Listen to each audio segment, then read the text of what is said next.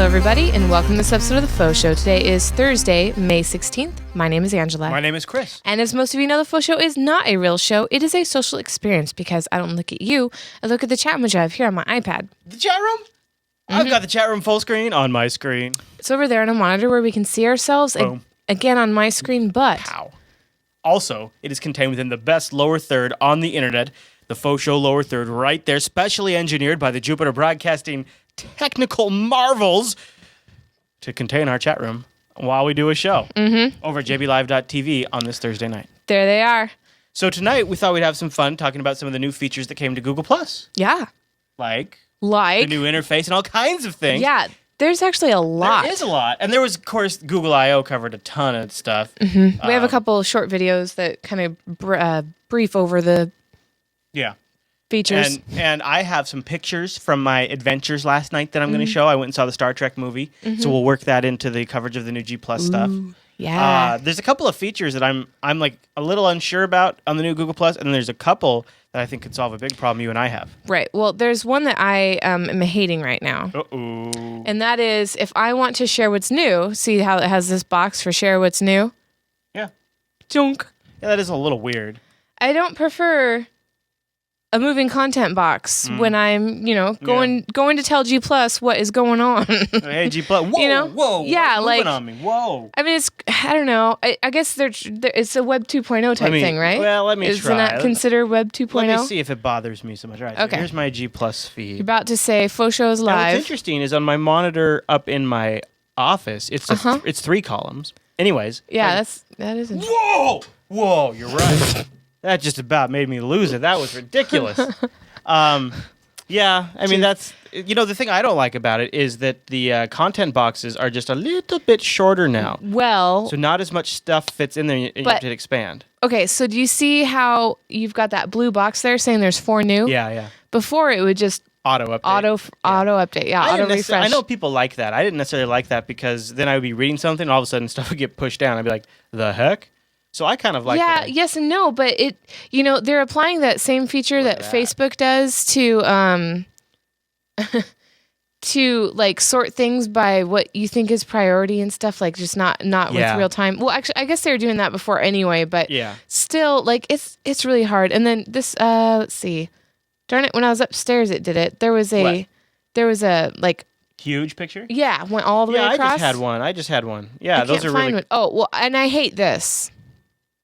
And this isn't like they didn't just implement this a day ago or a day or two ago. Picture. But yeah, making the cover picture that big is so obnoxious. All right, here's the really big picture. So you can see here's the normal stream and it's 2 columns for you audio listeners, and then all of a sudden you get one big box with a huge picture. It's a great picture. I wonder if they do it based on the pluses it gets or what. But yeah, it's a good one to feature. All right. So the other thing is if you go to your profile, you can switch the stream layout right here under the more option. That's cool. And you can go to single column. Okay. And it's not shifted to the left like we've seen G Plus since the birth. But then there's a ton of white space on the side. There's a ton of white space on to the right before. Yeah. So you can do single column if actually it might be cool for people that shorten their browser. Yeah. Have different windows of their browser. Or on mobile. Oh yeah. I don't know. So, I'm not... I would prefer the double... Yeah. Double column. Mine's triple column. What's up? Mine's triple column. Yeah, that's weird. What's up? I wonder why. Because I have a ginormous resolution. At least I think it's triple column. Now, you were kind of telling me that this reminds you of Pinterest, this layout. Right? Yeah. I've never used Pinterest. I think I've accidentally gone to the website once when you linked me to it. But you have to log in. Yeah. I don't know what my login is. Scroll down. I can see the UI there. I see there it. is no scroll down. Oh, but I can see it in the screenshot. Yeah. I see the column thing that you're talking about. Yeah. Yeah, I know when people say it's Pinteresty, yeah, I guess so. Yeah. Yeah, it's not just show notes. Secret sauce. It's not just, I realized after we had a quick conversation that Facebook actually brought on the cover photo after G Plus did, right? Doesn't that sound right? I want to say that's maybe true. I definitely know that they seemed like they've been in like a cover photo one-upping war. I'm not sure who did it first because I don't really use Facebook that much. So when I go to my Facebook profile, It starts as this, and then you can scroll up, and there's just a little bit more of the cover photo. That's a much better way to do it. But it's not overwhelming. Yeah, the G Plus one is just too big. The profile picture is big enough that you can actually see it, whereas G Plus, whoa, there's an elephant in the room. I like that. Go to your G Plus page there. Oops.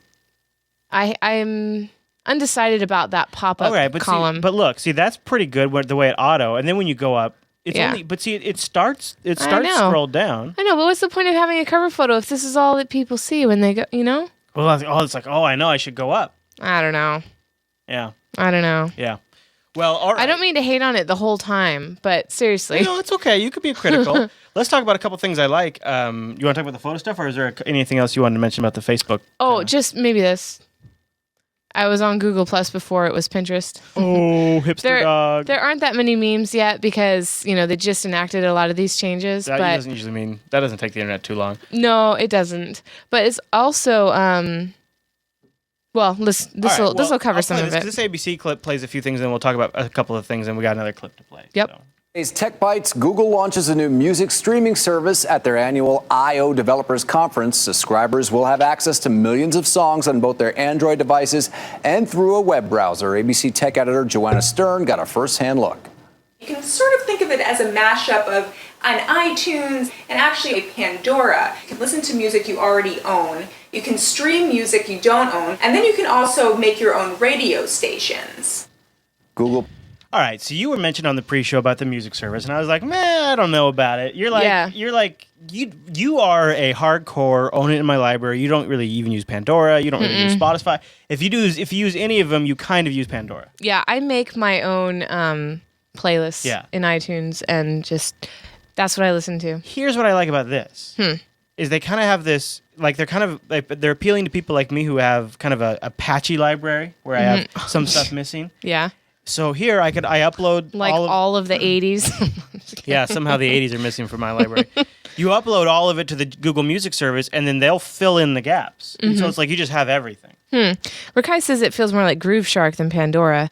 And I've used Groove Shark to find songs before, but I didn't actually know that it was like Pandora at all, even like comparable. See, it's going to be $9.99 a month. Well, right. So that's kind of like Spotify, where you have to pay per month. Well, same thing with Spotify. You get a big access to the music library. There's a radio component. There is a Pandora-like aspect to it. Does Netflix have a music? No, wouldn't that be interesting if they did that? I wouldn't be surprised. I mean, if Google's doing it. Don't suggest it. I want them to stay focused. All right. Oh, I know. Well, I'm just happy that I can now do streaming of movies, because in my secondary profile, I'm like, a kid of this guy, Oh, yeah, but they've turned that on for secondary profiles, right? I know. Yeah, I said I'm just happy that I can stream movies now from it. All right, I think Joanna was about to get into the photo features, which is what I want to talk about. Okay. Access music costs $10 a month. Google unveiled several other new items at Wednesday's conference, including a sleek redesign for the Google Plus social network, a new Hangouts app for chatting on the go, and some new photo tools that automatically edit your images. And big news for diehard BlackBerry fans: starting this summer, the popular BlackBerry Messenger software will be available for Apple and Android devices. In that BlackBerry. Here, this little Google has a little little video. This is only music for you audio guys, but for you video guys, it gets you an idea of what it does, and then we'll talk about it. For the photos.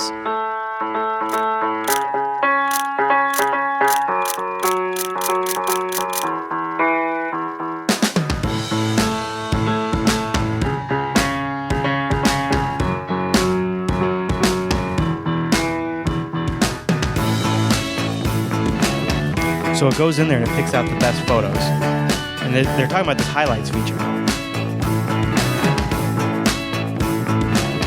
And then the auto enhance feature, which we'll talk about a little bit. So yeah, they basically every photo program has auto enhance. Yeah. But this looks like a good one. And then Auto Awesome can take your smile from one picture and put it on another. Or automatically, if you did a bunch of photos right back together, right, do an animated GIF automatically. Right. Which you hate. Which I don't think they're calling it a GIF. I think they say like a GIF. Probably because they're trying to get people off GIF. All right, so let's. I want to show the highlights feature. Okay, you ready for this, Ange? I'm gonna embarrass us with showing our secret private family photos that. Yeah, and so this is kind of weird because he has pictures on there that aren't public or whatever. Right, but so that I didn't approve on the Android. On the Android devices, and I think on your Internet OS, you can, if you have the G Plus app, you can say instant upload to Google Plus, and then everything you take, it automatically uploads to Google Plus in a private album. And that way you can just like right click share, click share, click share. Right. So then they're just always there. So here's my instant upload album. And a bunch of these pictures are from last night. Like, look at, I got you a picture of it so you could see how good the waffle cones looked. With a nice crack in their acrylic. Yeah, I know. And you know what else they had there? Check this out.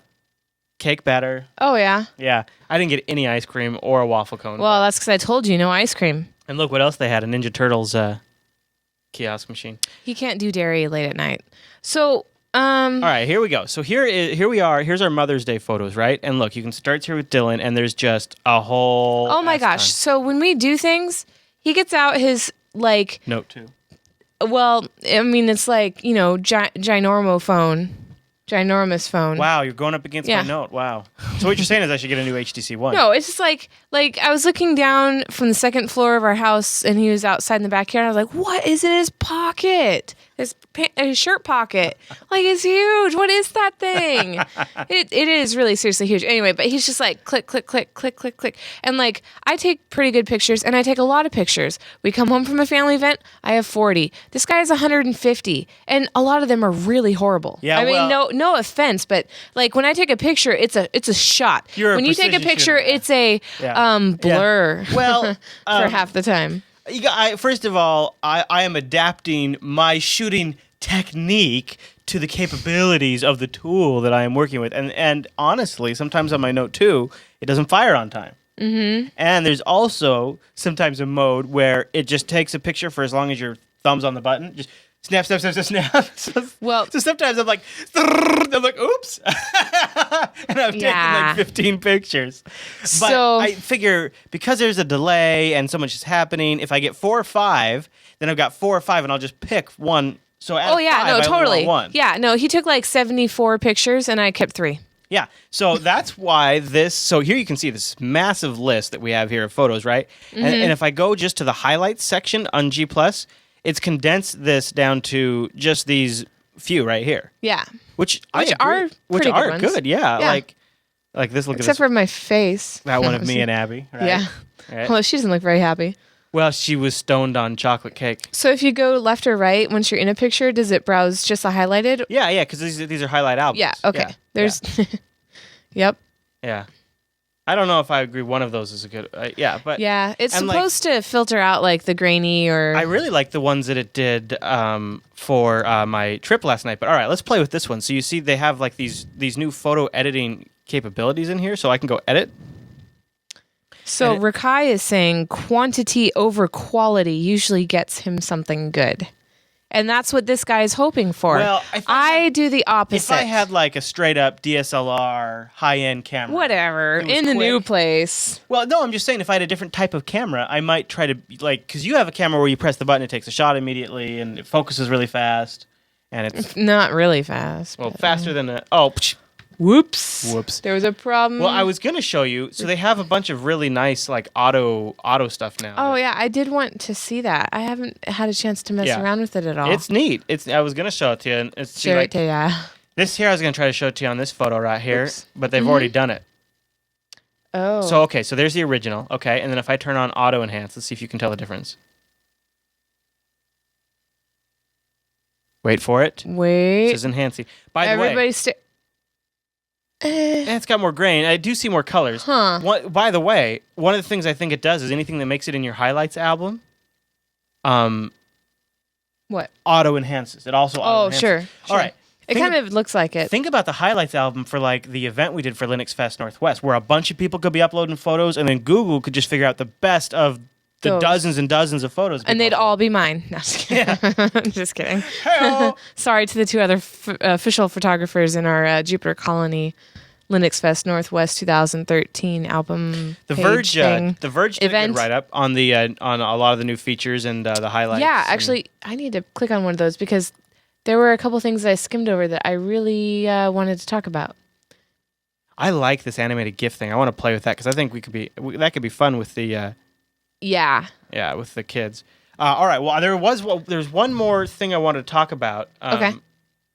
The thing that I'm probably... By the way, one thing I thought was really interesting is Larry Page just got up on stage and was like, let's do a Q&A. I thought, wow, I thought that was really cool. Yeah. So they've revamped Hangouts. Mm-hmm. And take everything you know about Hangouts and throw it out. Really? Yeah, just throw it out. Why is that? Well, it still does video chat, but it is now more... more better. Yeah. You heard it here. It is like 1 part messages and BlackBerry Messenger for iOS. It's a persistent messaging application. Wait. Persistent as in you could have a Hangout and chat on a mobile device? Is that what you're saying? Persistent as in like you and I can have a conversation on our mobile devices, and then you can sit down at your computer and that same conversation. Oh, right. Oh, okay. And it's on the device, and it lasts forever. Mm-hmm. And it does photos, videos, and all that stuff embedded in the messaging stream. Nice. So, that's nice. Yeah. It also can do Hangouts. So it like traditional Hangouts. So you could be in the app, and you can have group chats. You can just one-on-one chats, or you can be in the app and be like, hey, let's convert this text chat to a Hangout. And then it starts a Hangout, a video Hangout. So this is like Google's going up a little bit up against Skype a little more. They're going up against GoToMeeting a little bit with this. They're going up against iOS's messaging with this. They're going up against BlackBerry Messenger with this. I think this Hangouts thing is a big deal. I don't know why people still have Blackberries. Oh, jeez. I'm sorry, but a lot of people get it from give their me work. some comment hate on that, because I just explain to me why you would still have I laugh when I see people still have Blackberries. Well, sometimes it's like that's what their work gives them. So it is a new app.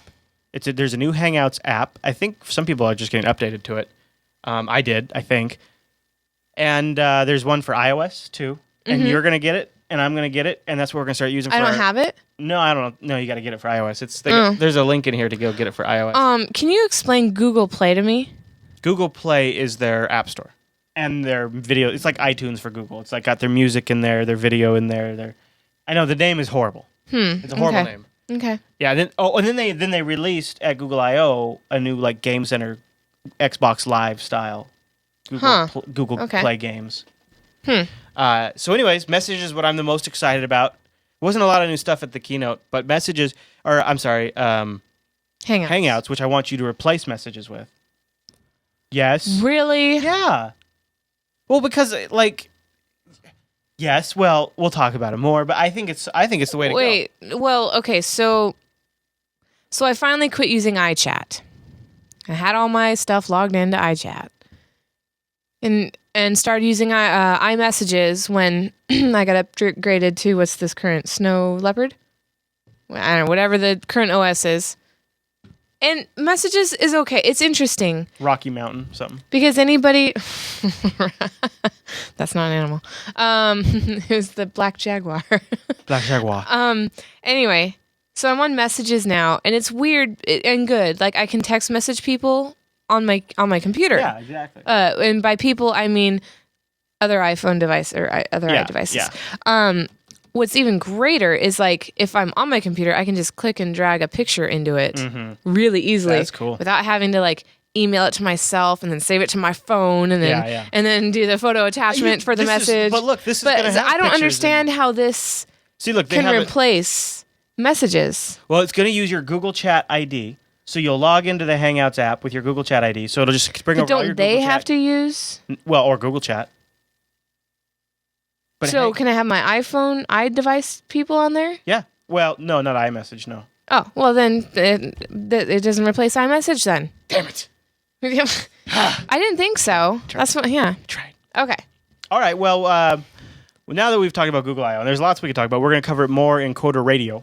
So stay tuned for that, and maybe a little bit Linux Action Show too. But next week's Coder Radio, I'm sure, for especially the developer stuff, since it was a developers conference. But Angela, I got the band here, guys. You ready for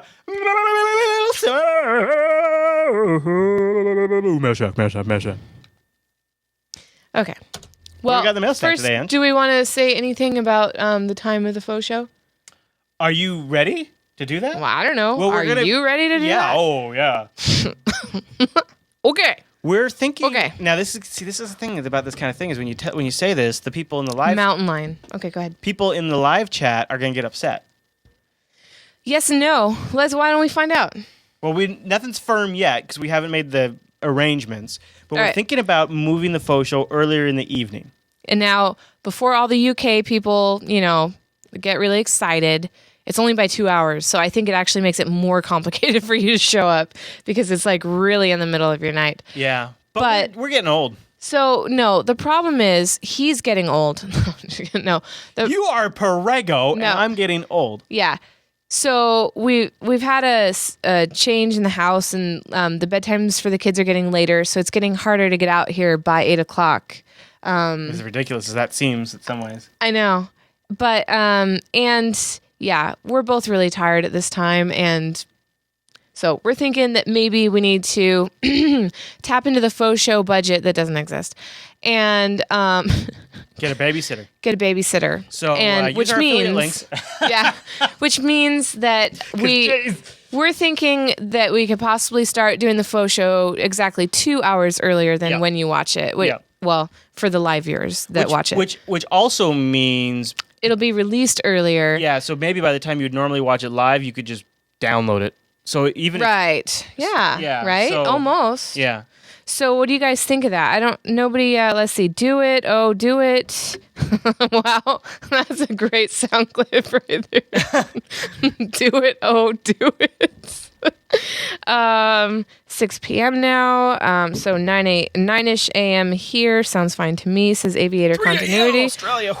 Perfect. 9 p.m. Eastern before us. Okay, so 9 p.m. Eastern. We'll be but we'll be competing with some of prime TV shows at that point, but that's all right. It's true. Of course, it'll still be recorded. Yes, it'd work for me. Maybe an hour. That's 3 a.m. in Austria. Sorry. Well, it probably would be beneficial to also get comments from people who watch on the download. Absolutely. Because then maybe we might be making it available to a new range of people too. Yeah. Well, it's always tough to make big decisions about moving time slots and whatever, but we think this will be a good move overall. Yeah, for everyone. I don't know if it's going to be. I mean, we might try to do it as early as next week, but we'll update. Just if you follow JupiterBroadcasting.com/calendar, we'll try to get that updated. I heart Nogel. He says, 1, it's not a show. 2, Prime TV can't compete with the faux show. Hey, what about the mail sack? This is going to be a really long show. Well, this is kind of a mail sack item. I know, but we got actually email too. Okay, Mike writes, how do you run FreeNAS from CD-ROM? Not install, but run FreeNAS from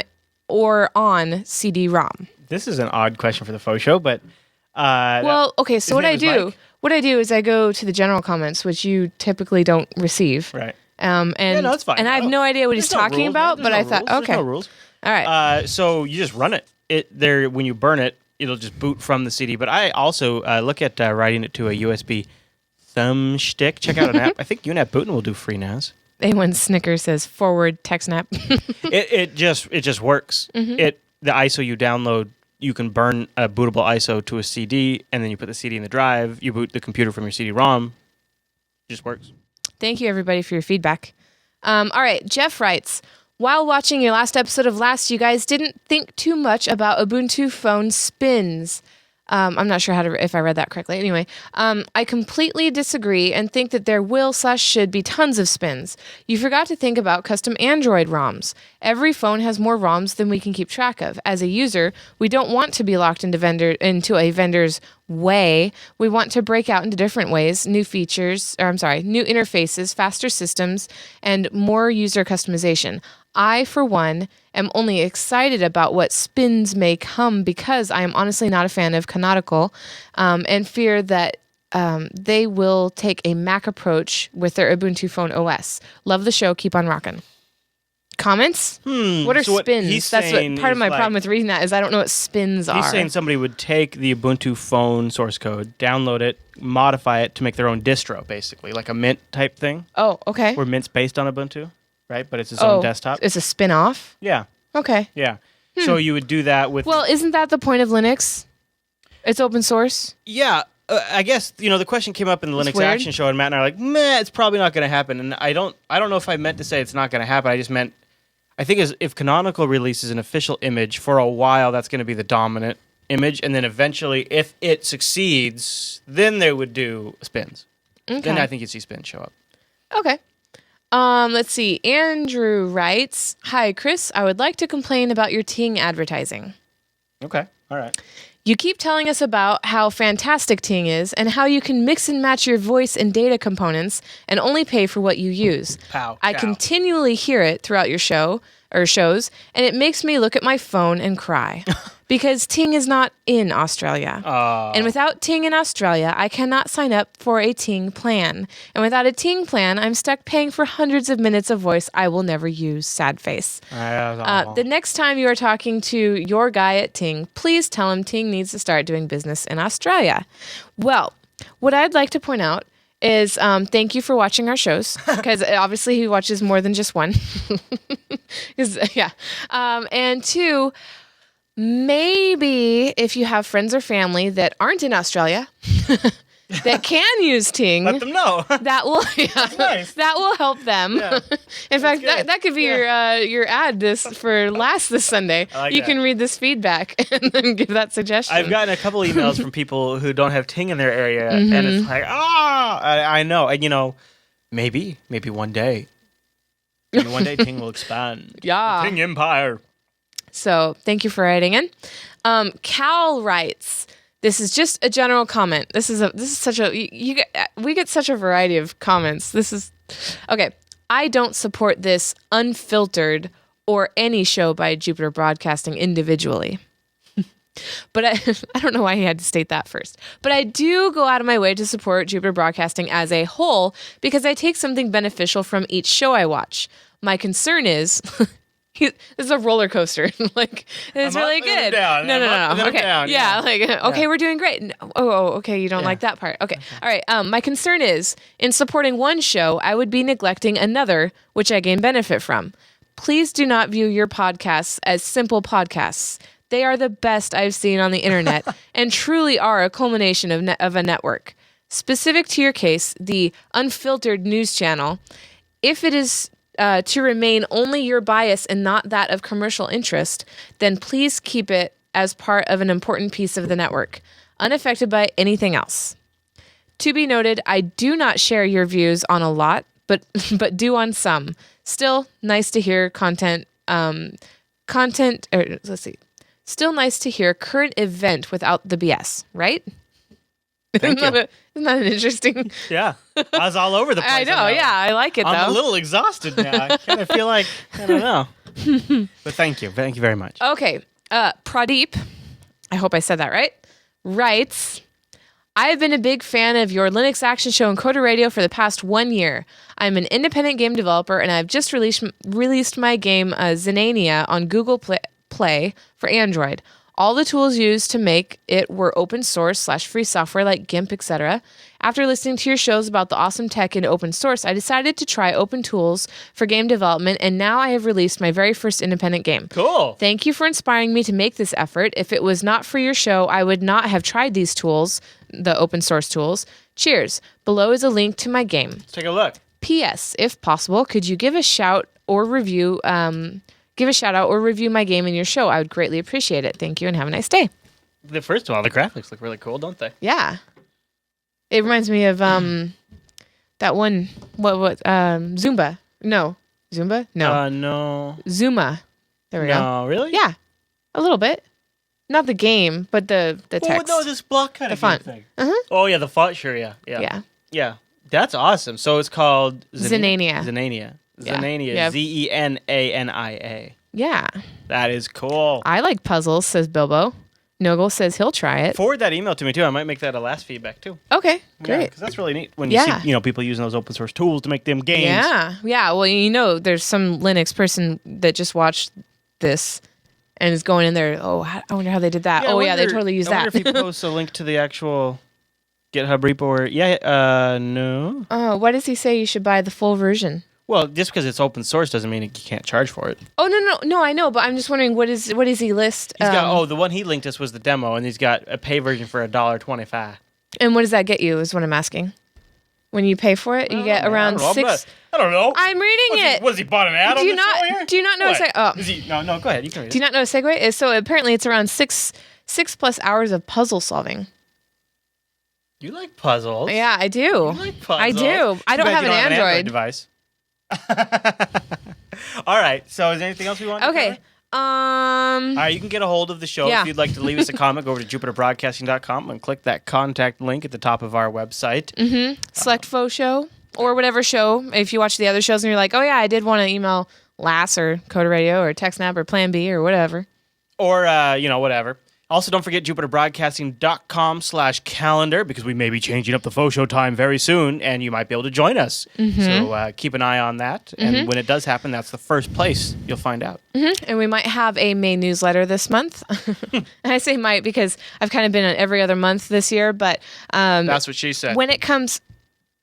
That was an interesting spot for me to stop after you said it. That's what you... When it... happens. Oh, yeah. When it does... Shut up! When it does come out, it will be audio. There will be an audio version. That's right. It's very good. Which is really cool, which we tried last time, and it seemed to be pretty good. Yeah. I think at least 100 of the 2,000 people that got the newsletter listened to it, which is actually really small. What the hell, guys?